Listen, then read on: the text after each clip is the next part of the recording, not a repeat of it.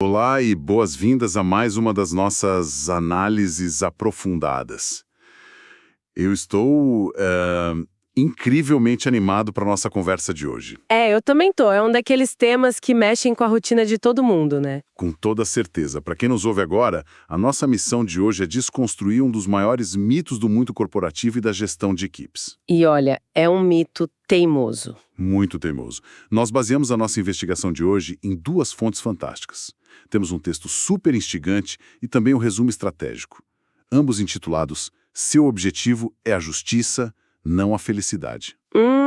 O título por si só já é um choque de realidade para muita gente. Exato. E esse é o nosso gancho principal para quem está escutando.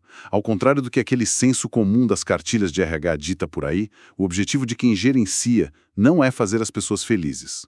A gente tem essa ideia de que um bom escritório é aquele cheio de puffs coloridos e sorrisos o tempo todo. Isso. Mas a satisfação no trabalho tem muito menos a ver com a tal da felicidade e muito mais a ver com uma palavra com a qual nós somos meio que obcecados desde as nossas origens primatas, que é a justiça. E eu diria que a felicidade é ótima, claro. Ninguém é contra a felicidade. Mas a justiça é o verdadeiro motor de um ambiente funcional. É ela que mantém a engrenagem girando sem quebrar. Perfeito. Então, vamos desempacotar isso, porque existe essa falácia gigantesca de que as decisões sobre salários, promoções e até a simples alocação de tarefas devem sempre visar a felicidade da equipe. Como se o papel da liderança fosse ser um distribuidor de alegrias, né? Exatamente. E para entender por que isso falha, as fontes nos trazem um estudo clássico que é simplesmente hilário e muito revelador.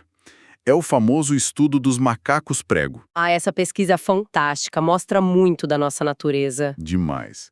A configuração é a seguinte. Os pesquisadores pegaram 2 grupos de macacos prego e ensinaram a eles o mesmo comportamento.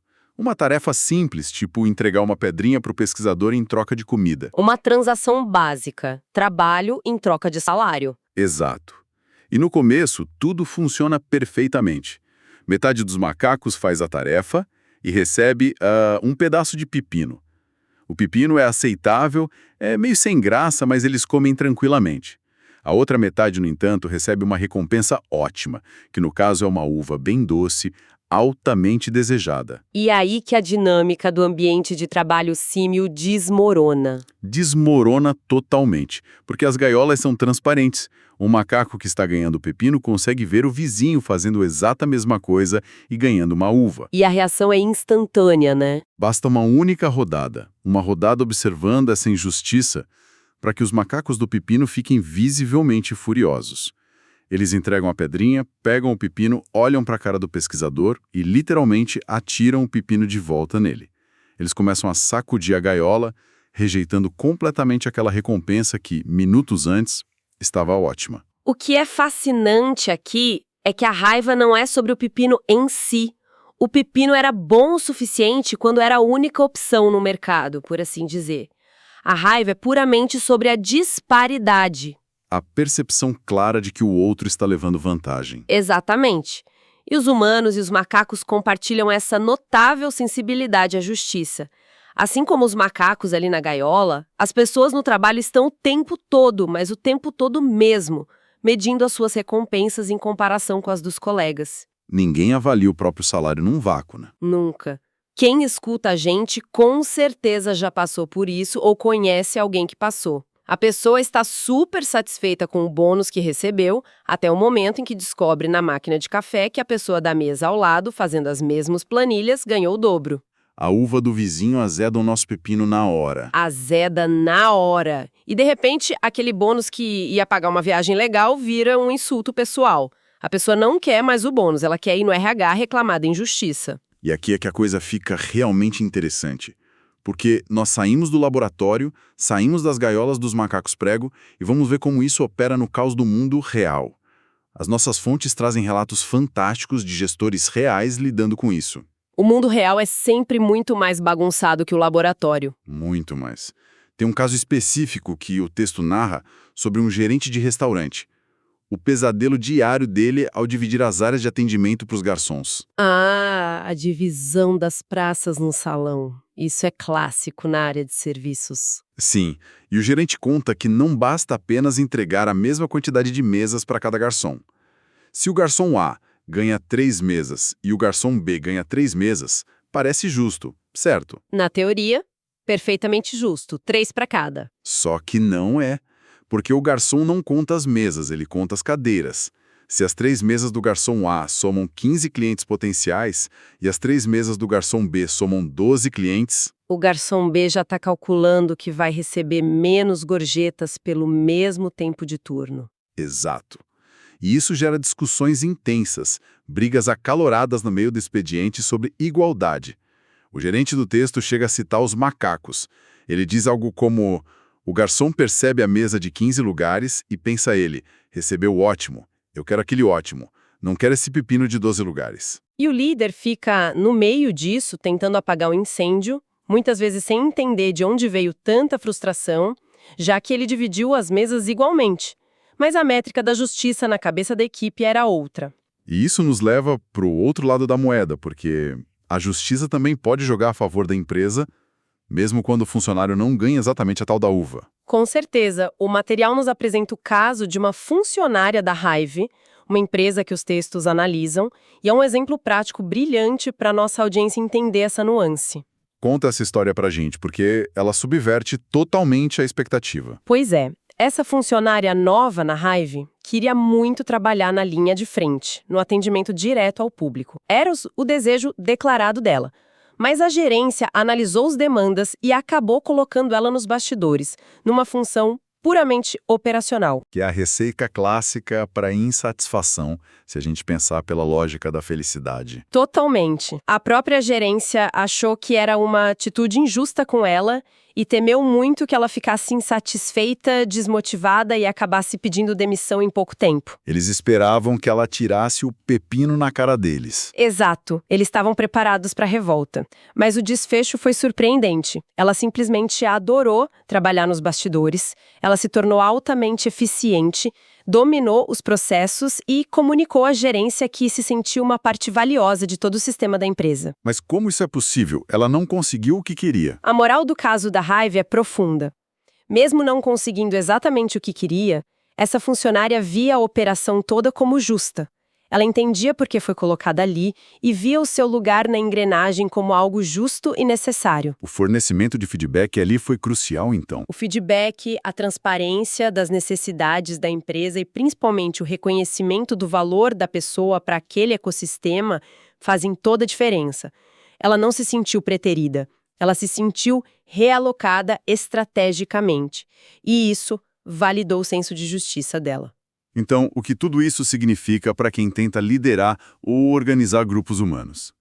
O que fica claro é que a justiça não é uma equação matemática exata. Ela é uma percepção. O que um gerente acha justo, como a divisão das mesas, a equipe pode achar o exato oposto. Sim, e para resolver essa confusão, a gente precisa separar a justiça em duas gavetas diferentes.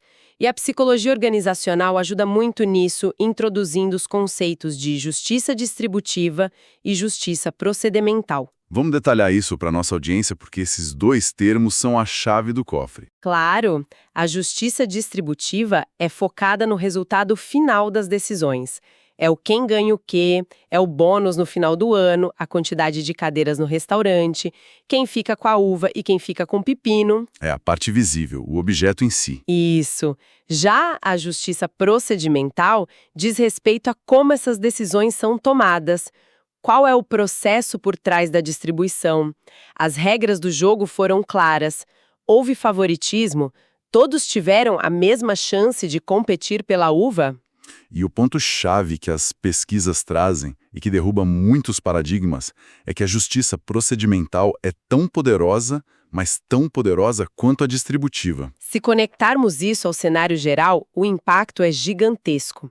As pessoas muitas vezes aceitam um resultado desfavorável, um resultado que elas não queriam de jeito nenhum, se acreditarem que o processo para chegar àquela decisão foi justo, limpo e transparente. É o caso da funcionária da Hive. O resultado distributivo ir para os bastidores não era o que ela queria, mas o processo foi tão respeitoso e justificado que ela abraçou a causa. Exatamente. Se o processo é transparente, a pessoa pode até ficar triste com o resultado, mas ela não se sente traída. A traição, a revolta do pepino, nasce da sensação de que as regras foram manipuladas ou escondidas. Bom, com tudo isso mapeado, eu acho que quem nos acompanha agora deve estar se perguntando, ok, como eu aplico isso na prática? Como líderes ou pessoas que buscam avaliar sua própria empresa podem construir esse ambiente de justiça procedimental?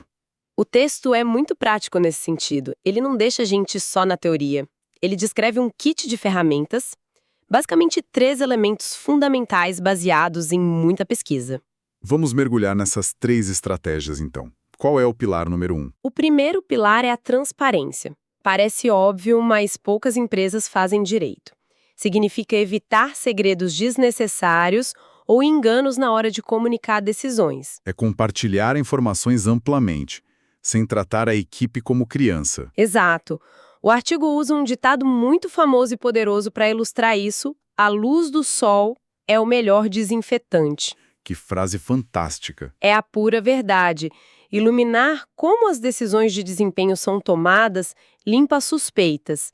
Se a empresa vai promover alguém, os critérios dessa promoção precisam estar no mural da firma, metafórica ou literalmente, para que todos leiam e entendam o porquê.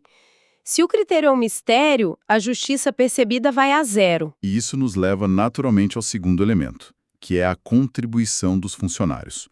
O texto enfatiza muito que a gestão não pode se trancar numa sala de vidro, tomar as decisões e só soltar o memorando depois. A torre de marfim da liderança é o lugar onde a justiça morre. É um perigo enorme. Os melhores líderes, segundo as fontes, ativamente perguntam para a equipe: você sente que esta ação foi justa? Que comportamentos devem ser valorizados aqui na nossa cultura? O simples ato de perguntar mapeia o clima. Dá para a equipe a sensação de voz. E isso evita discórdias silenciosas que viram pedidos de demissão em massa lá na frente. O funcionário sente que a opinião dele é uma variável no cálculo do gerente. E se o gerente ouve a equipe, ele ajusta a rota antes do iceberg bater no navio, o que aterrissa direto no terceiro e último elemento desse nosso kit de sobrevivência corporativa, a oportunidade de recurso. Ou, em termos mais simples, o direito à apelação. Esse pilar é revolucionário quando aplicado de verdade. Trata-se de ter um lugar seguro, estruturado, para o funcionário contestar uma decisão sem medo de retaliação. É como ter uma pequena Suprema Corte dentro da empresa. Funciona muito assim. Mas o mais curioso, e as pesquisas destacam isso, é que a equipe muitas vezes nem usa esse recurso com frequência. Só o fato dessa opção existir já sinaliza um desejo genuíno de justiça por parte da empresa. A simples presença da válvula de escape diminui a pressão da panela. Diminui drasticamente. Mostra que o líder tem a humildade de admitir que pode errar e que o sistema permite correções. O simples fato da porta estar aberta acalma a ansiedade de todo mundo. Eu paro para refletir vendo esses 3 pilares: transparência, voz e direito de apelação, em como a ausência deles cria aquele clima pesado, aquela nuvem escura de percepção de injustiça.